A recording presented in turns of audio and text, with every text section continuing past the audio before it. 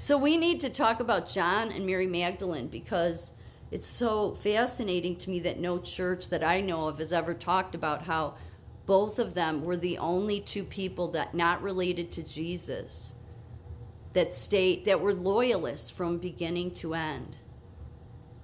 All of the other disciples, not that they don't matter, because I mean they did, but it was only after they saw that Jesus resurrected and he came to them that then they were like, okay, I'll go on, I'll spread your word, God, I'll spread it. Now I see, I mean they were looking forward to dying.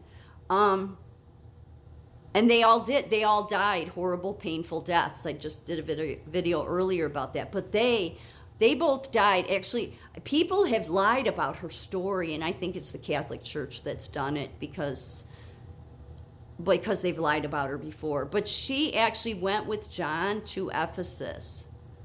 See, because he was at the cross to the crucifixion, before Jesus died, he told them to take Mary, his mother, in. And he did. He took her into his home. John did. And she went with him and Mary Magdalene to Ephesus. And that's where Mother Mary died. Okay. And what the Catholic Church did was twist it and say, no, it was Mother Mary and him that set up the church. No. She was with him because he promised Jesus he would take care of her. Okay, and he did. But she was there too. She wouldn't have been out creating her own ministry because, I mean, it only makes sense. She would have traveled with John, not Paul. Paul came later. And just so people realize, because Paul,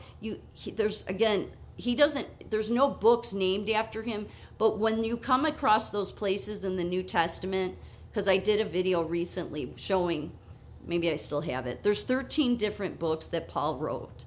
And if it wasn't him, it was people he taught, okay?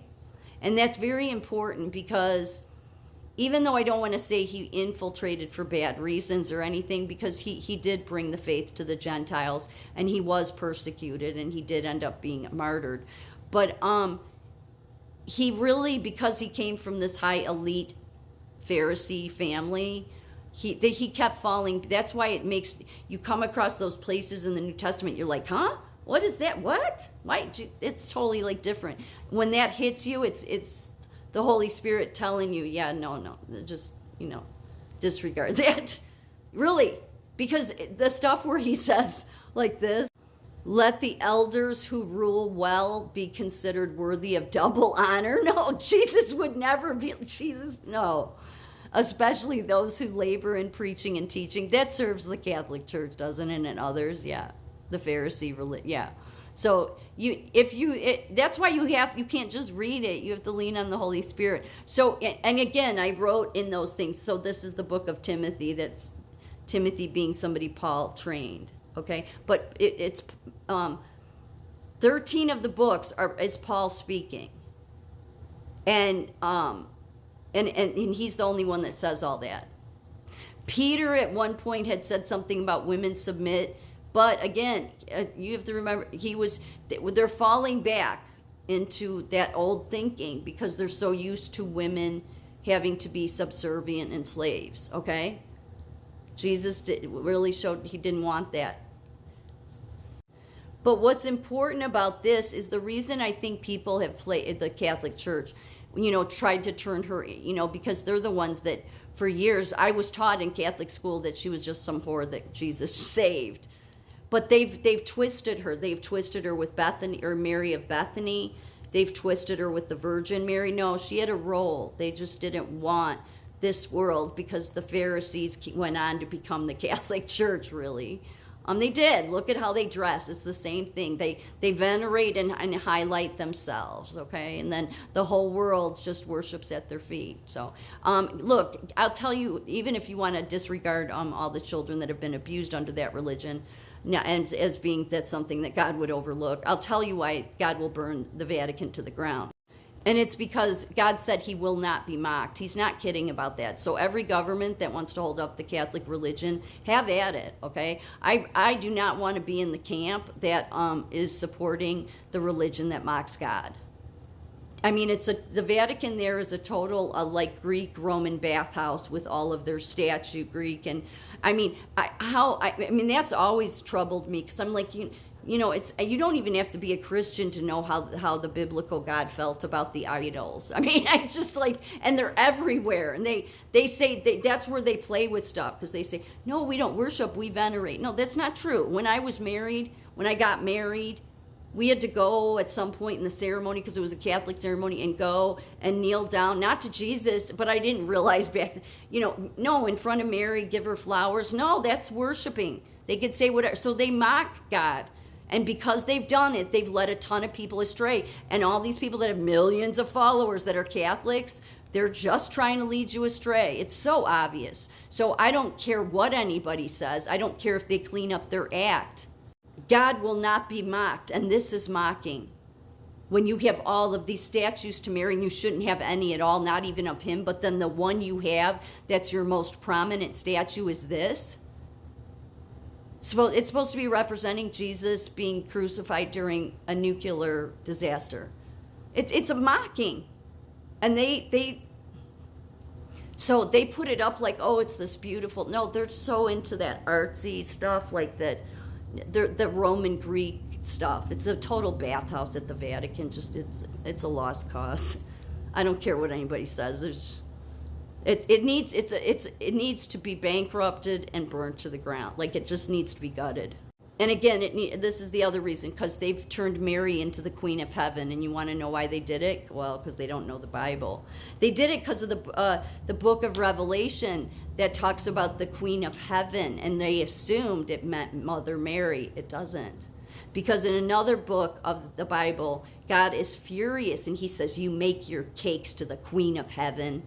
Yeah, it's an idol. It's some idol. It's in I forget what book. You can, search AI for it. But he says, you make those cakes and you go give them to the Queen of Heaven and betray me and defy me. Yeah, very mad. So when John, that's how little they know the Bible. So when John is talking about the Queen of Heaven, it's certainly not talking about Mother Mary. And, but, that's what tricksters the Catholic leadership is. Not that people have tried to correct them. They don't want to be corrected because, well, they know, let's just put it this way. They know who they serve. If Catholics still want to believe that, whatever. So back to two of the biggest heroes, in my opinion, of the story. And I say heroes because think about how hard it would be, because the last thing you're thinking once you're seeing Jesus, if you're a follower of Jesus, seeing him do all these miracles, is that he's going to die. I mean, you think, no, it's God. What's going on here? I mean, think that's so traumatic, I mean, but that's why Jesus, it was such a suffer for him, because he knew these would be the only two people not related to him that would stay. And it doesn't mean all this, they didn't believe enough to stay and say, because they were putting themselves under but they didn't care. That's how much they loved him.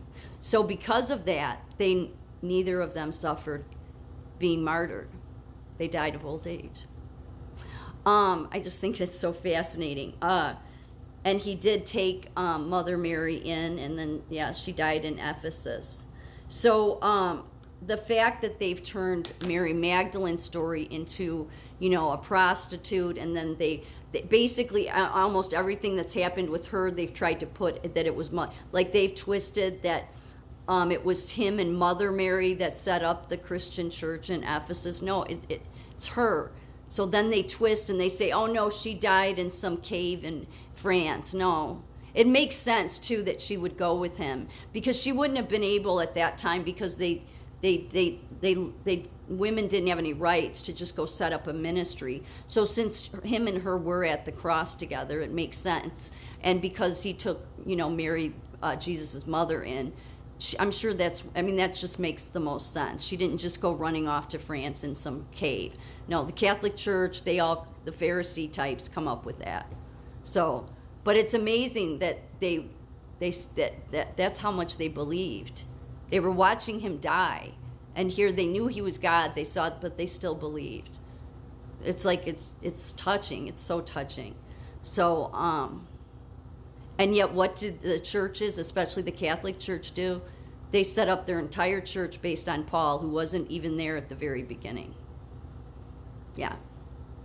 You need discernment.